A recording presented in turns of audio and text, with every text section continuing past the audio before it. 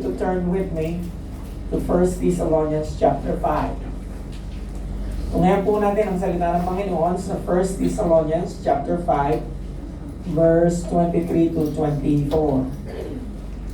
Sabi po dyan, may God Himself, the God of peace, sanctify you through and through. May your whole spirit, soul, and body be kept blameless at the coming of our Lord Jesus Christ. The one who calls you is faithful, and He will do it. May the Lord add more blessing upon the reading of His Word. Let us pray. Panginoon, kami po ay nagpapasalamat sa bagong taon. Lord, salamat sa araw na ginawa mo sa amin. Salamat sa taon na aming hinaharap. Lord, ang bawat taon na dumarating ay panibagong simula, panibagong hamon, panibagong inspirasyon. Lord, dalangin ko na ang lahat ng naririto ngayong umagang ito na mayroong discouragement sa 2025 ay ganap na maglaho ngayong araw na ito, na magkaroon siya ng panibagong kagalakan sa paglilingkod sa iyo.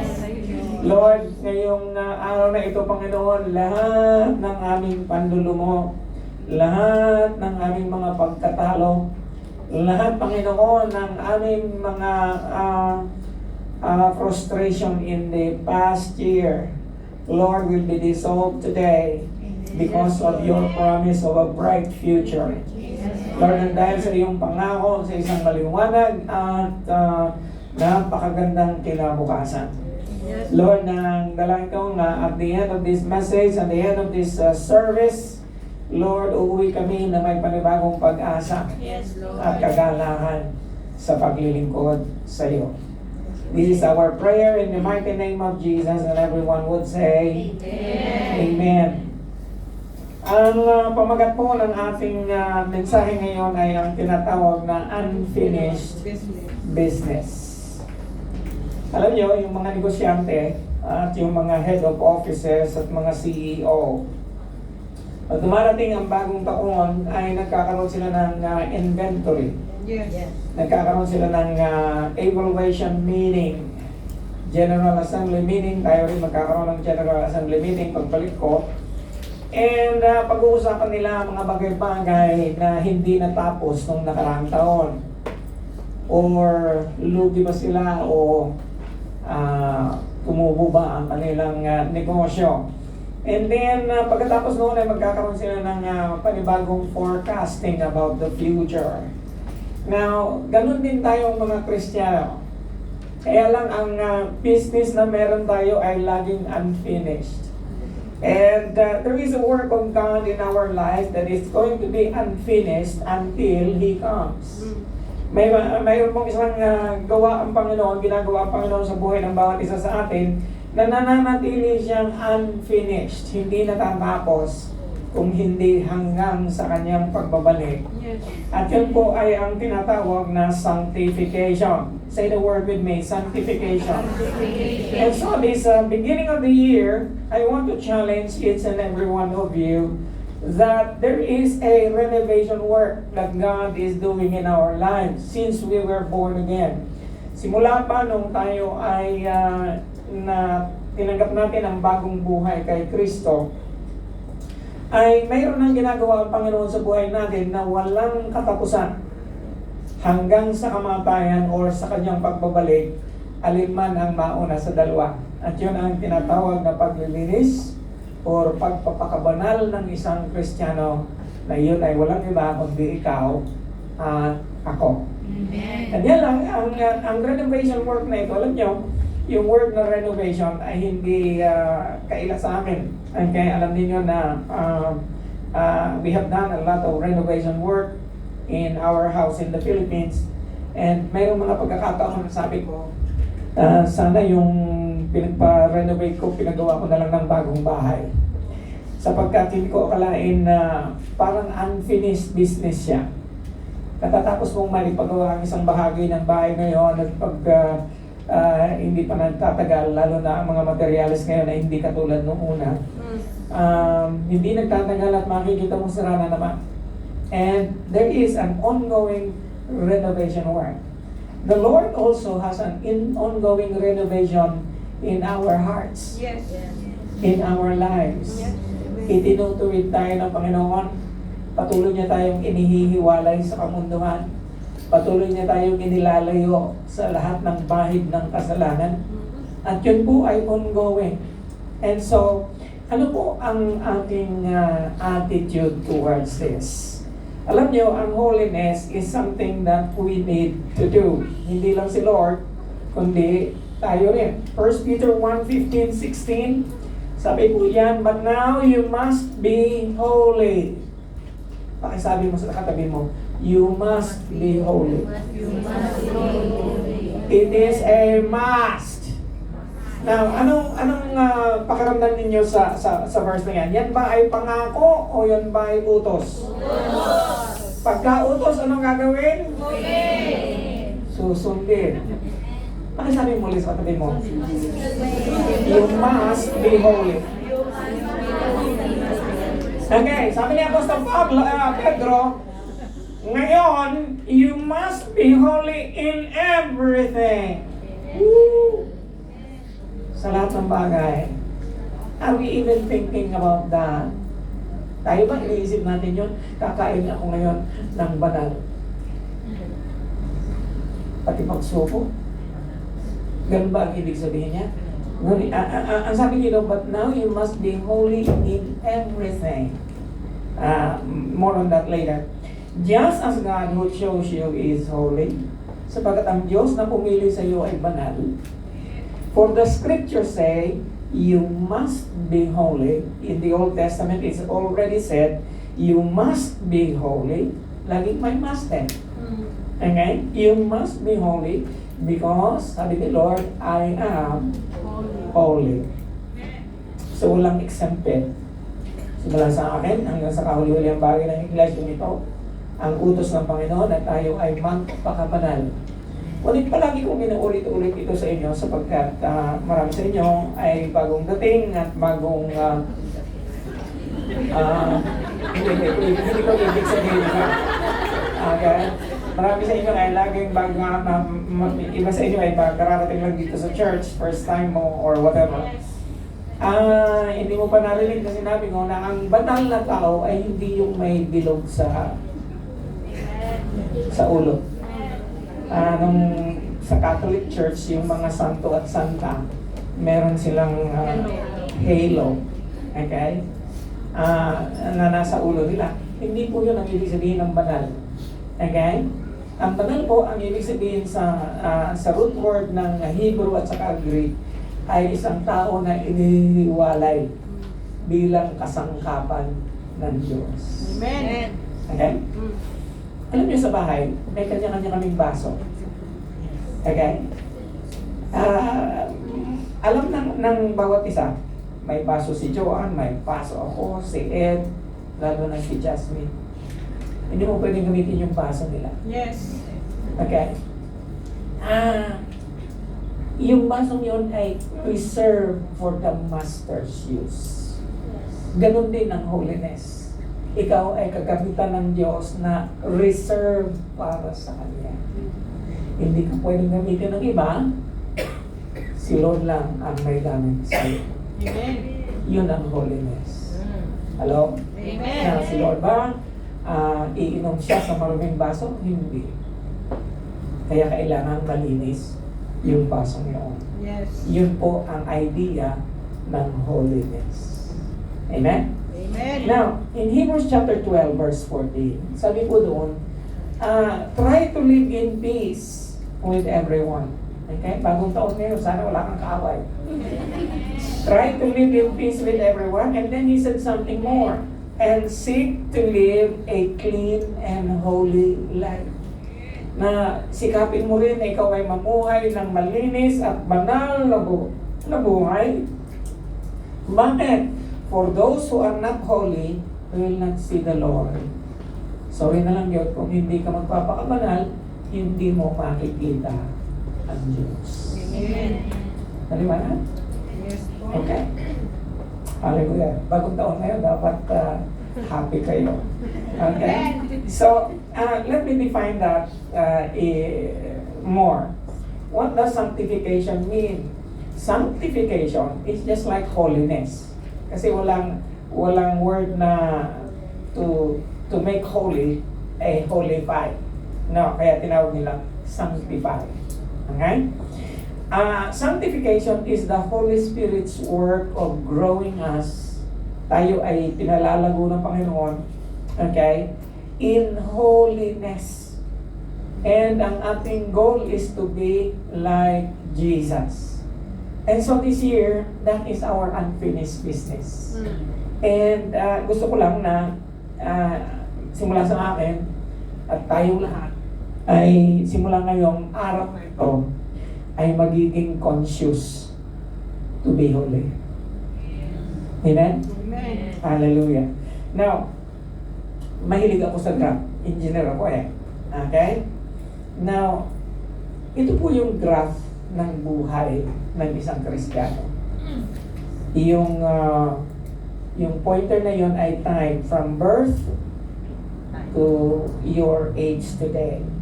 At ito naman pa paakyat from dead in sin, nung hindi mo pa kilala si Lord, patay ka sa kasalanan. Meaning to say, wala kang God consciousness. At doon naman, perfect in Christ. Yun yung goal namin. Amen? Now, ito ka ngayon. Nung nasa mundo ka pa, ito ka, patay ka, dead in sin. Tinanggap mo si Lord, you have been justified. Ito yung point of conversion.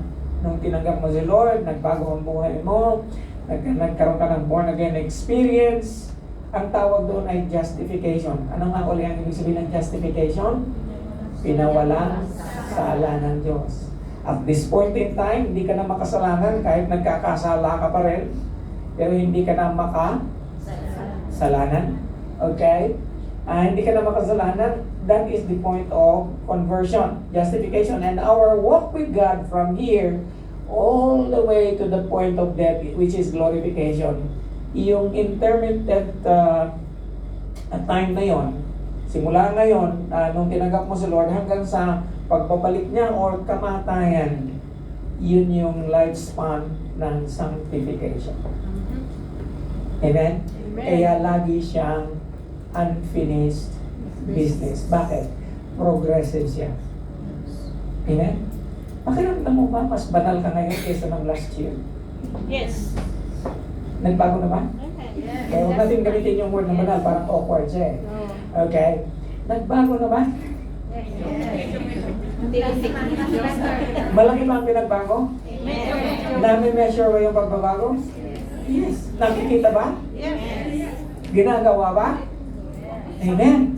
And so as we walk with God, mas mainam po yung conscious na nag-strive for holiness kesa sa hindi. Amen? And so yun ang goal ko ngayon, na starting this very day, that we are going to be conscious about sanctification. Yes. Because without holiness, you cannot see the Lord. I'll say that again. Pagka hindi tayo banal o nagpapakabanal, sana nga ay matagpuan tayo ng Panginoon at the point of death or at the point of His second coming, that we are alive, enthusiastic in Him. Kasi yun lang ang magiging assurance natin that we are being sanctified and that we are going to see the Lord. There are 4 things I want to share with you this morning. May 4 na bagay na nais kong ibahagi sa inyo patungkol sa ating text na binasa kanina, na ano ang elements, what are the elements of sanctification? Number 1, the first element is the sanctifier. Sino ang nagbabanal? Now, sabi natin kanina, tayo kailangan magpakabanal. Kanya lang sa ganang ating sarili, hindi natin magagawa yon. Wala tayong kakayahan. Amen? Wala tayong lakas. Hindi natin mapaglalabanan ang mga temptation not until na mayroong outside agency na tutulong sa atin. Yes. And that is the Lord Himself.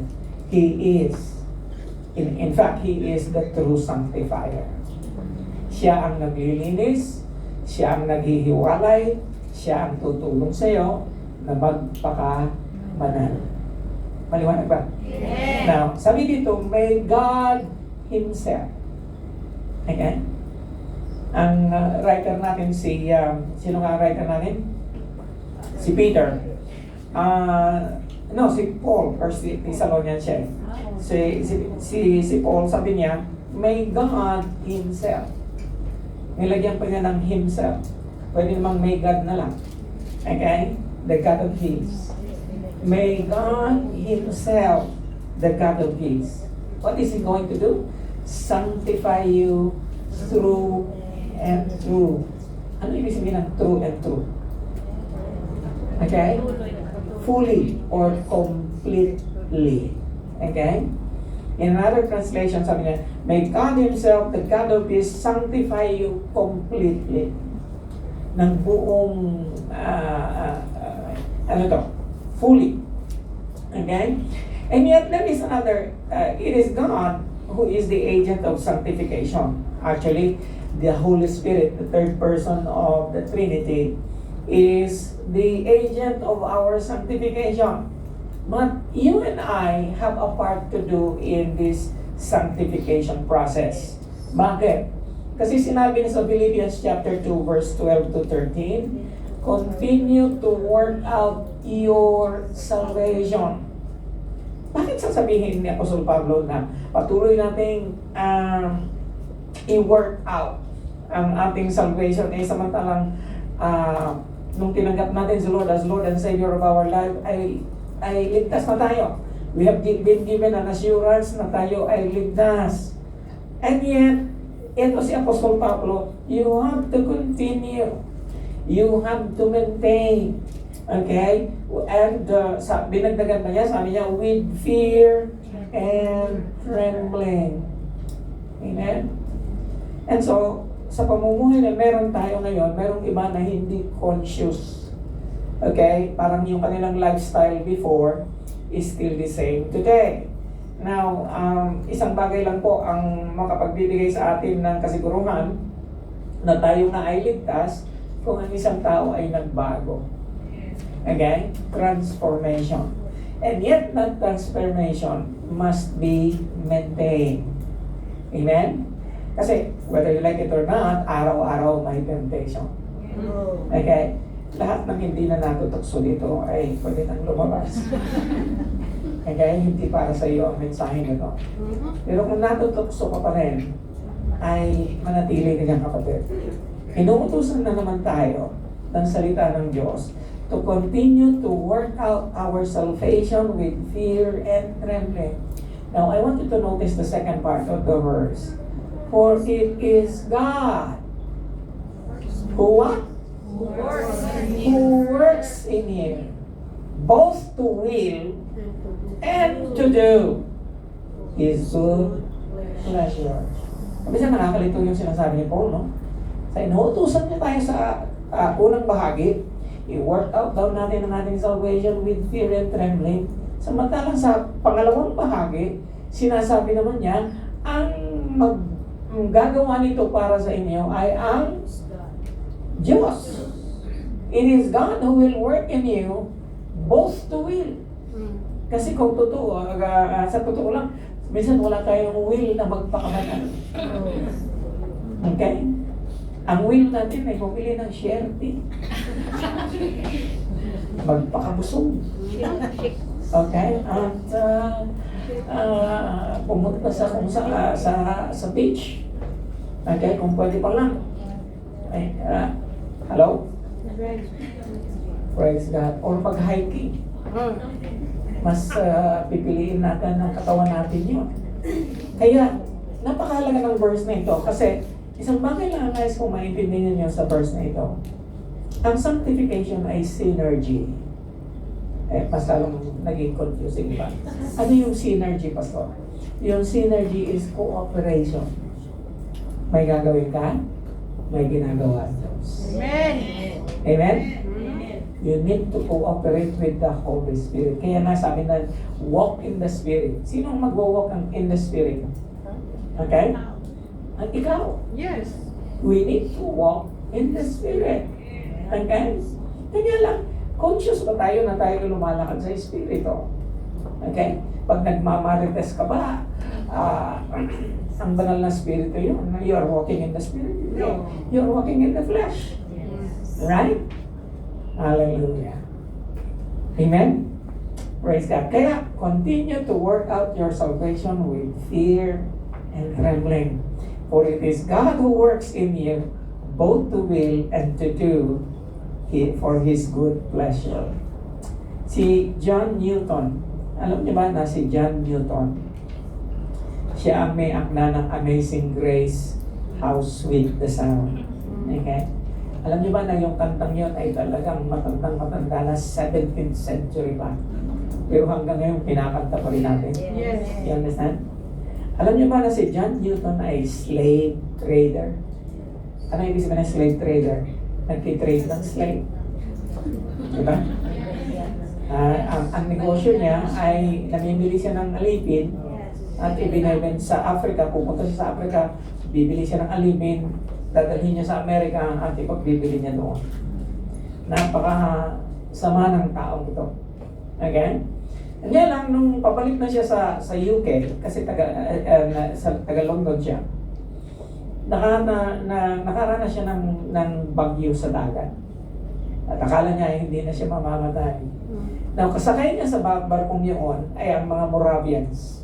Ang mga Moravians, they are really godly people that worships God. Nakita niya na siya nanginginig na sa takot dahil sa yung barko na kanya sinasakyan parang magka-capsize because of the typhoon, the storm. And nakita niya yung mga Moravians, they were at peace and they were singing. Okay? All throughout the journey, they were singing na parabagang it doesn't matter if all of them will die that day, they are assured of something that is for eternity. Nagbago si John Newton, tinanggap niya ang Panginoon, naging Kristiyano siya. In fact, I don't know kung naging pastor siya o hindi, but then again, nagbago siya and he penned this song, Amazing Grace. Now, in one of his diary ay ganito ang sinulat niya. I am not yet what I might be. I am not yet what I ought to be. I am not yet what I wish to be. But I thank God I am not what I once was. And by the grace of God, I am what I am. And by the grace of God, I am what I will be. Amen? Sabi niya, praise the Lord. Hindi pa ako yung gusto ko na maging ako. Ngunit darating ang panahon na ako ay magiging yung kung ano yung gusto ng Panginoon sa akin. And I am going to be what God wills me to be.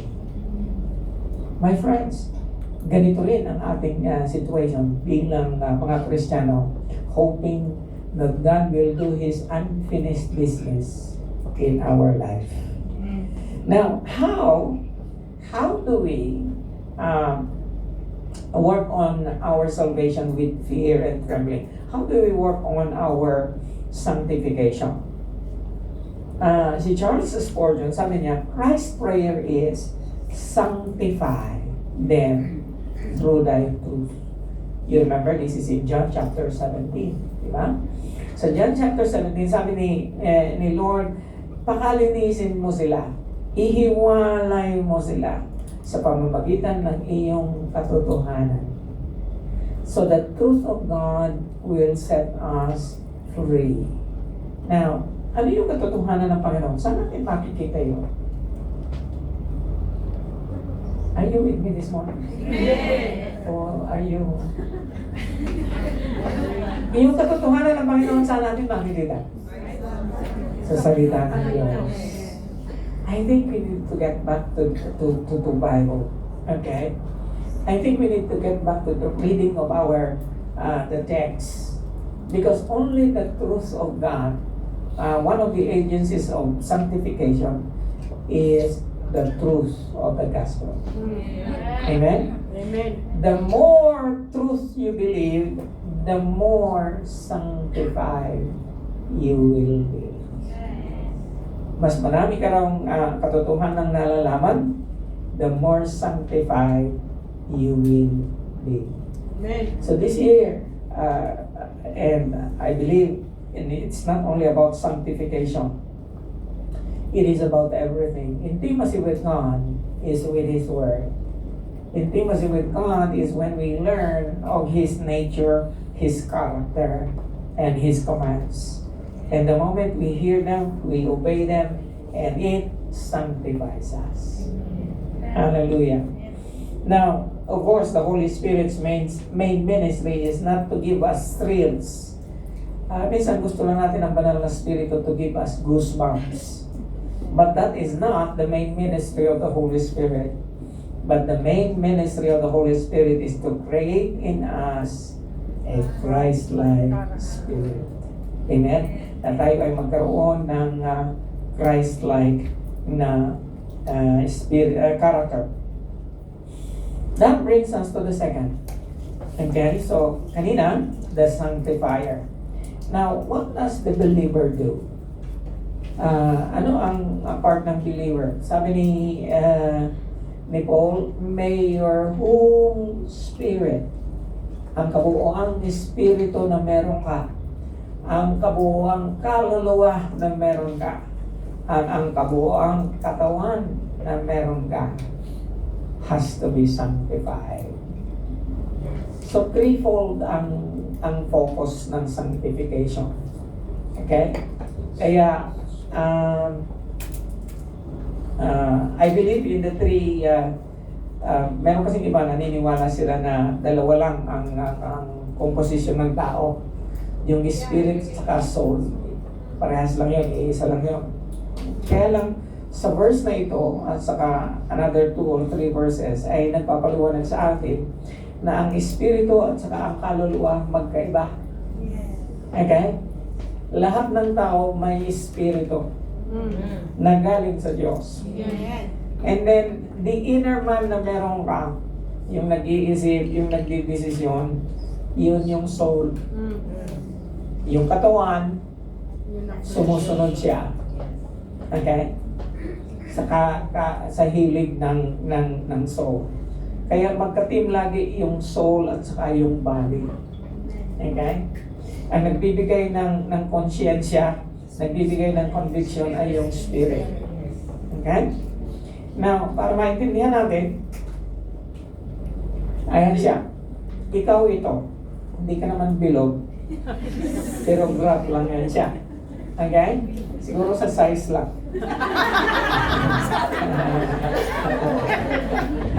Okay. Ang katawan mo ay physiological. Yan yung designation sa science, physiological. Ang ibig sabihin, world consciousness. Yung katawan mo, conscious siya sa world. Yung katawan laging gutom yan. Yes. Okay? Hello? Yung katawan yan, gusto laging mag-hike. Yung katawan yan, gusto laging tumingin ng kung anong mga gustong tingnan. Okay? World conscious. Now, pagdating sa taas, yung soul, yun yung mind natin. It is the seat of emotions. And it is the seat of the will. Amen? Yun ay tinatawag na self-consciousness, psychological. Amen? Psychological siya, self-consciousness, self-awareness. Ito yung tumitingin sa salamin, sabi niya, ang ganda mo. Okay? Hallelujah. And then the spirit is intuition. It relates to God, conscience, communion, spiritual siya, God consciousness. Now, every time you hear the Word of God, especially, paano nangyayari ang kaligtasan? Ang isang tao, pagka nakikinig ng salita ng Diyos, nai-ignite ang spirit. Okay? The Spirit of God ignites the spirit that is God consciousness in you. Yes. Kaya, faith cometh by when you hear the Word of God, faith is injected Yes. in the Spirit. Okay? And when faith comes, now, nagre-respond yung soul. He is going to decide, am I going to believe or not? Hello? Amen. Kasi pwedeng i-reject ng soul. Amen. Amen? Kaya minsan selective tayo. Amen? Pagkakaligtasan, tanggap. Pagka ikapo, hindi. Hello? Amen. Pareho lang naman siyang word of God, pero selective tayo. Amen? So nakalagay dyan, mind, emotion, and will. Yung body, tagasunod lang yan. It is the agent to express the desire of the souls. Kaya, mahalaga na ang ating soul, spirit, and body is in sync. Alam niyo yung in sync? Paano ba? Nag-iisa. United together for God. Amen? Kaya, tingnan niyo minsan, in prayer meeting is a battle. Yes. Kasi, yung katawan natin ayaw mag-pray. Okay? Ang gusto ng katawan, feasting lagi. Okay? Kaya mahirap ang fasting, di ba? Mahirap ang fasting, kahit na intermittent lang siya, mahirap siya. Kasi you have to deny the body of the things that it used to do. Right? So, ganun na yung mga things that we do for God. So you say, for example, ito ang tinatawag na fasting or prayer na lang, prayer. Kasi every one of us should pray. Yes. But then again, how much time do we really put in prayer? Na minsan lagi tayo nag-i-struggle about the things of God. And there is only one way. We need to sanctify the body. We need to sanctify our mind. Okay? How many of you believe na nagkakasala tayo sa pag-iisip pa lang? Yes. Yes. And mas nagkakasala ang isip minsan. Kasi, alam niya, meron tayong laging sinasabi na okay lang, basta walang masaktan.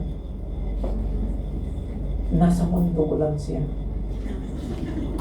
Okay? Nasa isip ko lang siya. Kahit hindi kami magkasama. Yung gusto mo lang saying? That is, we need to sanctify our mind. Kaya nga sabi ng salita ng Panginoon, we need to cast everything that exalts itself above the knowledge of God in our heads. And it takes a lot of struggle to do that. Okay? And then, we have conscience. Minsan yung conscience natin defiled eh. Lalo na kung lagi mong hindi sinusunod yung conscience. Nahaharden siya. And that's the reason why we need to sanctify even our conscience. How do we do that? Well, sometimes we just need to pray and ask the Lord for cleansing. Okay? And then follow through with the spiritual disciplines that we already know. The thing is, we know what to do, but we don't do it. That is the problem. You understand? Amen. Hallelujah. Now here again is another verse. In Ephesians chapter 4, verse 22 to 24. Put off your old nature. Now, ano yung old nature?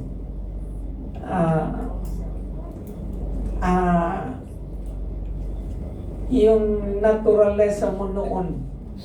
Kasi nung hindi pa natin kilala si Lord, sanay tayong gumawa ng kasalanan. Walang conviction, di ba? And yet, yun yung tinatawag na old nature. Kailangan nang i-put off natin yung old nature. Kaya minsan, nakakalito kasi may mga pastor na nagsasabi na binago ka na ng Diyos. Okay?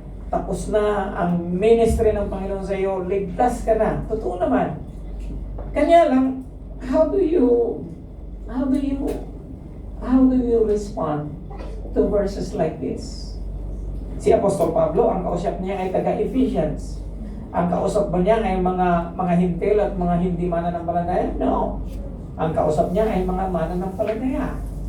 Kasi kahit na tayo ay ligtas na, yung old nature, ang influensya ng mundo, ang influensya ng katawan ng dati nating ginagawa, nandyan pa rin siya. Ang final, remember, our final redemption is when Jesus comes.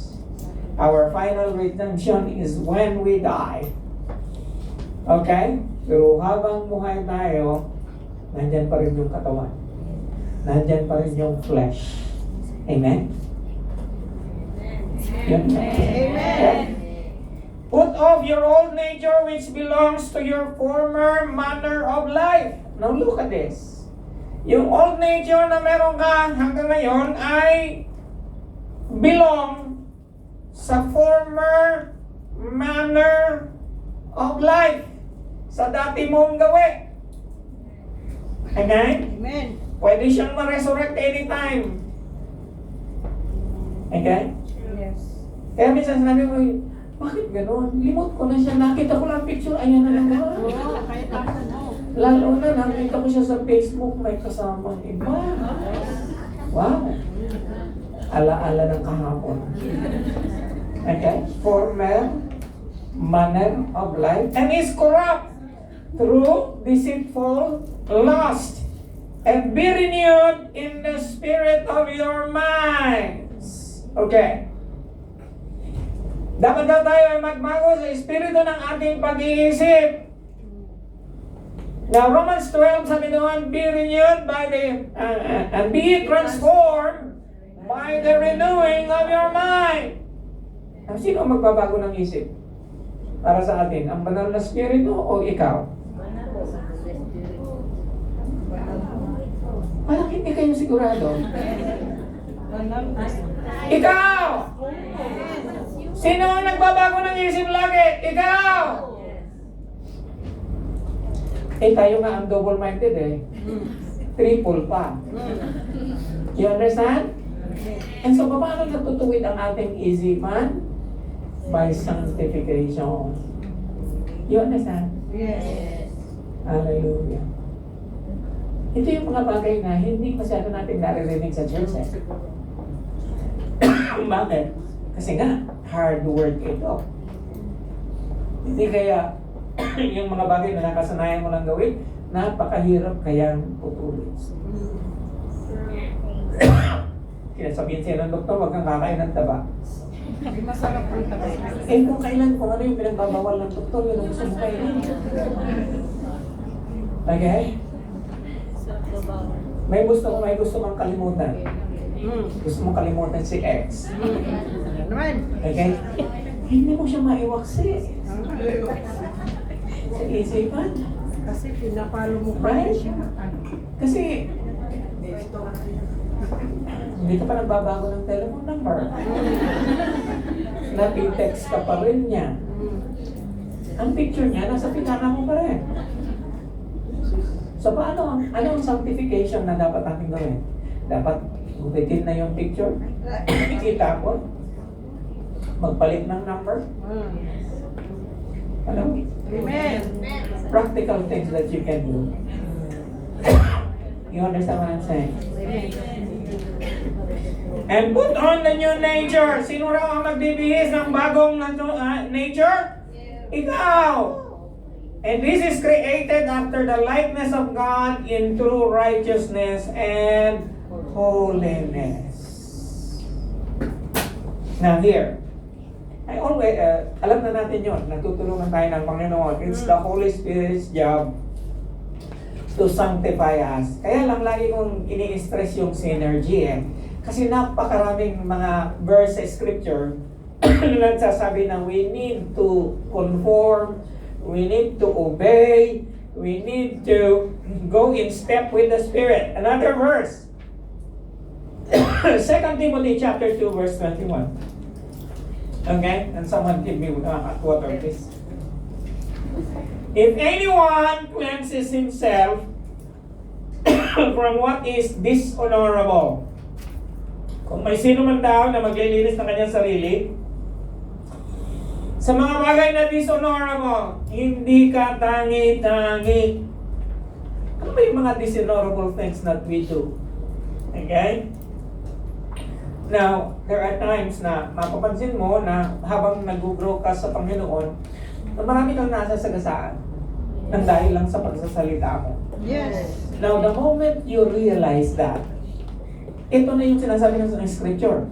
If anyone cleanses himself, sino mag-cleanse? Ikaw rin! Yes, tayo rin. Kaya napakarami ng verse na nagsasabi, inuutusan tayo ng salita ng Panginoon. Linisin mo ang sarili mo sa mga bagay na hindi katangi-tangi, dishonorable. Yes. Tutulungan ka ng Banal na Espiritu? Yes. Yes. Now, every time I struggle with something that I know that I need to break as a lifestyle in my life, I go to God in prayer. And after I go to God in prayer, that is the first thing that you need to do. Because God is going to give you the will to do His good pleasure. Yes. Hello? Amen. Yun ang sabi ng verse na binasa namin kanina. Tutulungan ka ng Diyos, bibigyan ka niya ng willpower. Amen. Kasi kung ikaw lang, wala kang willpower. True. Amen? Tingnan nyo sa spiritual warfare. And put on the whole armor of God. Ay, may armor ka nga, ayaw mo namang gamitin. May kalasag ka, pero hindi mo ginagano. Ang sesti pa, tudlain mo ako. Anong silbi ng kalasag? Anong silbi ng sword of the Spirit kung hindi mo man lang siya iwawasiwas? Eh, ang dami sa atin ang galing sa scripture. Pero hindi ginagamit. Yung sword of the Spirit laging nakasaksak sa kanyang sheath. Diba? Hindi. Binubunot at You understand? Now, napaka-practical nga, di ba? Napaka-practical nga, pero hindi natin ginagawa. Kasi akala natin spiritual life is, atin ako ng service ngayon, hallelujah. Okay? Paglabas dyan, limot na. Pagpasok, banal. Paglabas, anghal. Amen? If anyone cleanses himself from what is dishonorable, he will be a vessel. Magiging vessel ka, kagamitan ng Diyos for honorable use. Alam niyo, ang purpose ng sanctification is para magamit ka ng Diyos. Hanggang hindi ka cleansed, mahirap kang gamitin ng Diyos eh. Amen? Kahit na-appoint kita, kung hindi ka malinis, wala magagawa sa Lord sa iyo. Frustration ang aabutin mo. Amen? Kasi si Lord hindi siya gumagamit ng maruming sisidlan. Amen? Set apart as holy. So yung word na set apart is sanctified as holy. Useful, kagamit-gamit to the master of the house, which is the Lord Jesus Christ. Ready for what? Good word. Amen? We all are destined for good work. Yes. In fact, before the creation of the world, alam na ni Lord kung anong ipapagawa niya sa iyo eh. Ikaw lang ang hindi mo pa alam hanggang ngayon. And yet, you need to start something. Gagamitin ka ng Panginoon. Yun ang purpose niya sa iyo. He wants to sanctify you. Amen? Gusto niya na ihiwalay ka para lang sa Kanya. Hindi mo pagsisisihan yung mga bagay na yun. Okay? Now, 1 Thessalonians 4:3-4. It is God's will that you should be sanctified. Kanina, you must be holy. Ngayon naman, you should be sanctified.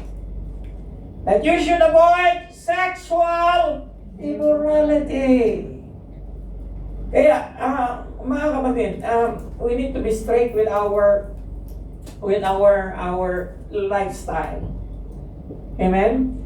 That each of you should learn how to control your own body.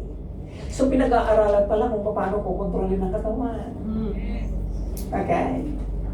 Hallelujah. Kung alam mo na tumataas ang iyong blood pressure sa pagkain ng tabak, eh, gumawa ka ng step na Kumain ka pa. iiwasan mo yung tabak. Right? Yung design.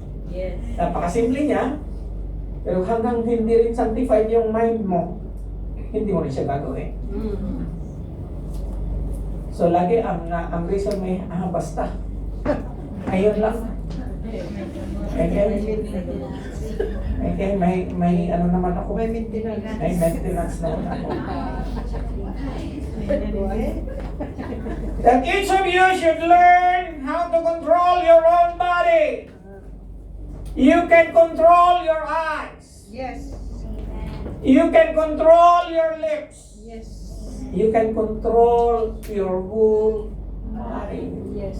Hindi ka uutusan ng Panginoon na i-control mo ang iyong katawan na kung hindi siyang pwede. In a way that is holy and honorable. Amen? This brings us to the third. So kanina, sanctifier, believer. Now, here is the qualifier. So, paano tayo nagiging qualified as holy already or sanctified? Sabi niyan, you must be kept blameless. Woo! Ano yung word na blameless? Yung blameless, hindi naman siya faultless. Kaya naman yung pagka-blameless, walang ma-i-blame sa'yo. Yes. Nobody can point a finger on you and say like this. Okay? And at the coming of our Lord Jesus Christ, huwag ka maglala, malayo pa yun. Baka mamayang hapon. Yes. Okay? Be kept blameless at the coming of our Lord Jesus Christ. That's why we have a lot of things to focus our attention to, because the goal is blameless. Is there anyone here among us that is blameless? There is none. Yes. Amen? Even our righteousness is borrowed righteousness. Yes. And yet, this is our goal. Kaya nga we keep on running towards that race, because this is an ongoing business with God. Amen. Amen? Kaya nga, mainam na lagi kang tinatanong, nagbago na ba? Amen? Yung mga dating gawi ba na nawala na? Okay? Hallelujah. Yung frustration mo ba sa asawa, okay na? Mas lalo pa ako na. Hallelujah. Okay. Praise the Lord. Yung discouragement mo ba sa mga anak mo, okay na. You know what? The quality of life, para sa akin, the quality of life does not only significantly improve, but this is the reality. The more sanctified we become, the better life is in Christ. Yes. Amen?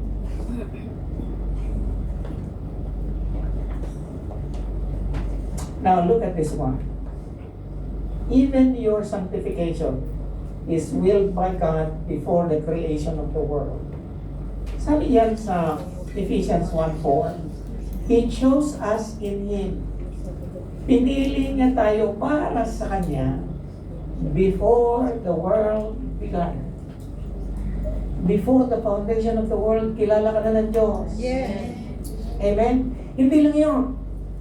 Ang kanyang desire para sa iyo ay ikaw ay magiging banal at walang maisusumbong laban sa iyo. Blameless. Okay? Before Him. Perfect before Him. Ang taas ng tingin ni Lord sa atin, ano? Ang gano'n naman kababa ang tingin din natin minsan sa ating sarili. And yet, tumataas daw ang self-esteem ng isang tao. Lalo-lalo na kung Kristiyano ka.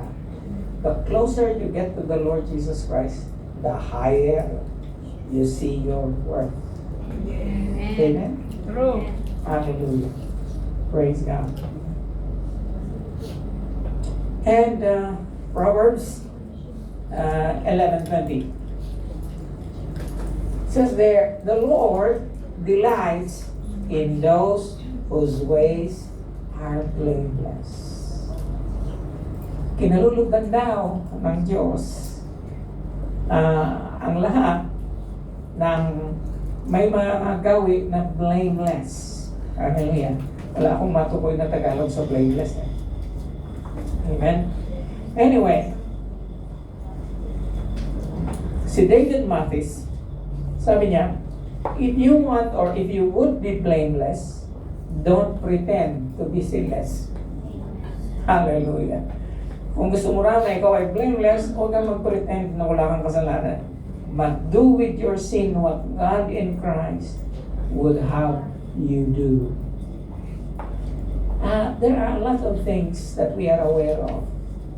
Hindi ko naman kailangan isa-isahin sa inyo ang mga kasalanan or mga bagay-bagay na dapat nating ituwid. In fact, I am pretty sure na aware ka sa mga bagay na dapat na magbago. Are you? Yes. Yun ang kailangan sabihin, di ba? Alam na natin kung ano yung ating kahinaan, alam na natin kung ano yung mga bagay na laging nagbibigay sa atin ng trouble in life. Alam natin yung mga bagay na nagpapahiwalay sa atin at sa Diyos. We need to do something about that. Amen? How many of you wants to be more happier in 2026 than in 2025? Amen. Oo naman. Kaya lang it's a lot of hard work. Okay? And this is my challenge to you. Okay? Because yung mga verse na binasa natin kanina, it is God who wills in you both to do good according to His pleasure. Kung yan ang desire ng Panginoon sa buhay natin, hindi ba niya tayo tutulungan? Okay? Tutulungan tayo. May kapartner ka na eh. You just need to make the first move because the Lord did already His move 2,000 years ago. It's your move now. Yes. Amen. Hallelujah. That brings us to the last but not the least.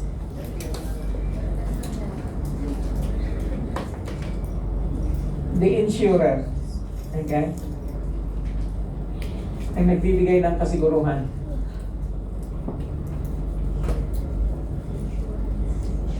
And this is the best thing that I like about this. Verse 24.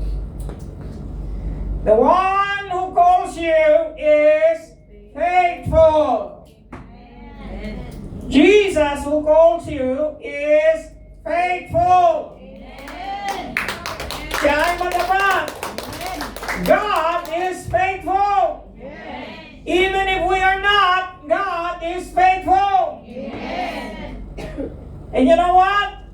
He will do it. Gagawin niya ito para sa iyo. Amen. And every time I read this passage, wow, what a comfort. Kasi minsan, nakaka-discourage yung sarili natin eh, di ba? Yes, true. How many times are you discouraged with yourself? Amen. I the more. Okay? Every time na, siguro mas marami yung mga araw na I feel bad about myself more than I feel good about myself. And yet every time I see this verse, the Lord is faithful. He will do it. Minsan sa atin yung titingin ka sa salamin, siguro sasabihin mo, magbago pa kaya ako? May pag-asa pa ba? May pag-asa pa ba ako? Meron naman. Okay? Let me tell you, kapatid, eyeball to eyeball. Meron naman. Amen? God is able to do it. Yes. He will do it. Amen. Amen? We are in the process of being sanctified. Kaya nga, proseso siya eh. Meron sa ibang matagal. Eh kung gusto mong mapadali, eh mag-cooperate ka. Synergy, remember? Yes. Walk in the Spirit. Walk in step. Sabayan mo si Lord. Amen? Kasi pag sasabayan mo siya, wow, things are going to be perfect. Amen. Amen? Amen. Gusto ko ang sinabi ni Paul Washer. Sabi niya, although all believers are subject to many failings and can fall before the smallest temptation, true or false? True. Their determination to continue in the faith and their gradual progressive sanctification are great evidences of salvation. Ang mahalaga ng pagpatuloy. Amen. True. Ang mahalaga may determinasyon. Amen. Ang mahalaga kumakabit. Amen. Amen. Palitan natin yung word na laban lang sa kapit lang. Yes. Amen. Bakit? Eh, wala ka naman may paglalaban. May lakas ka ba? Wala. Sino may lakas? Si Lord. Kapit ka sa Kanya. Amen. To continue in the faith and their gradual, progressive sanctification, these are great evidences. Ito raw ang mga ebidensya ng kaligtasan na nagpo-provide ng solid ground for assurance. Hallelujah. I am not a Calvinistic preacher, but I believe in the assurance of salvation. The moment God calls you and transform you and have given you a born-again life, that gift is eternal. Okay? And God secures your salvation, but you have to do your part. Yes. Gusto mo maging masayang Kristiyano? Ang dami ng mga Kristiyano ngayon na hindi masaya. True. Amen? Kristiyano pero gulog ba? Yes. Bakit? Number one, ayaw mag-commit. Okay? Tagal mo na dito sa church, kailan ka pa magpapabaptize? Okay? Tagal mo na dito sa church, kailan ka pa magpapamember? Amen? Hello? Kaya sabi sa kanya, no, pabaptize ka na. Kung tapos na, sabihin mo, tapos na. Sabihin mo sa katalino, pamember ka na. May ugat ka na dito.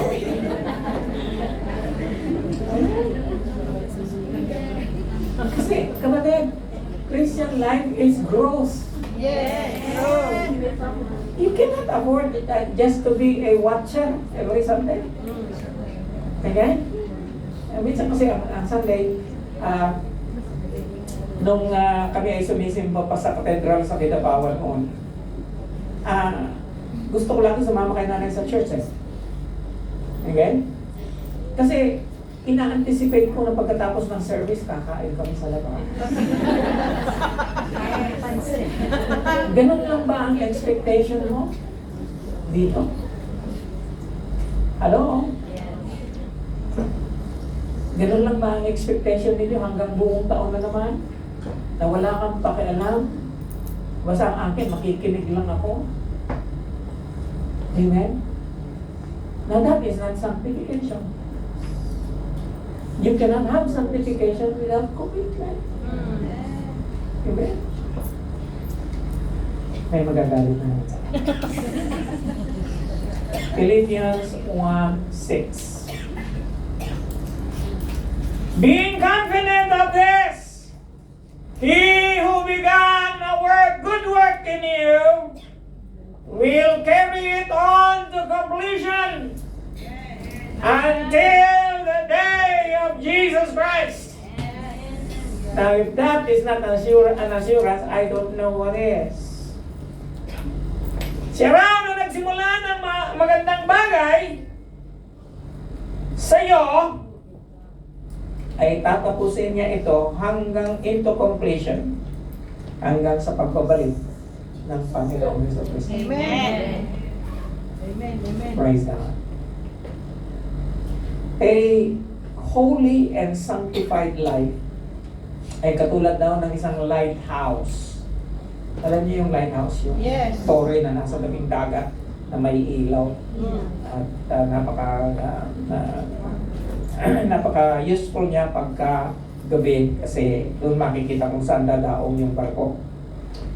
Now, a holy sanctified life is like a lighthouse. It does not blow horns.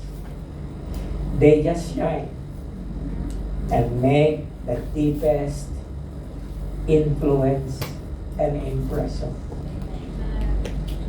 May God make us lighthouses, singular lighthouses everywhere you go. Living a holy and sanctified life. Because when we are sanctified and holy, we begin to influence people around us. And that is the key to growth. That is the key to joy in the service of God. Amen. Amen? Shall we all rise? And I sing the third song. I forgot the title, but the third song. No, not the How Great Thou Art. The one before that. Second ba yan? Hallelujah. This is the challenge of the Lord for us this coming year. This year that is here already. Be sanctified. Be holy, for I am holy. Be separate, and I will receive you, says the Lord. Be separate. Be separate, and I will make you my vessel. Gagawin kitang kagamitan. I will make you a vessel. Only mine to use. Consecrate your life, or the Lord is going to do a mighty work in your life. Hallelujah. The Lord of the church is here, and I am not the Lord of this church. Lord of the church is the one who paid the church with his own blood. And he is calling all of you this morning to present yourself, to be sanctified, to be made holy. For you are a chosen generation. You are a royal priesthood. That you would show forth the praises of him who has called you from darkness into his marvelous light. Marvelous light. God is not finished with you yet. Cooperate with him. Submit yourself to him for the cleansing, for the sanctifying work of the Holy Spirit. If you are here this morning and siguro nakalimutan mo na may unfinished business pa, ikaw at ang Panginoon sa buhay mo. Kapatid, you and I are not yet perfected. Yes, Lord. But we are getting there.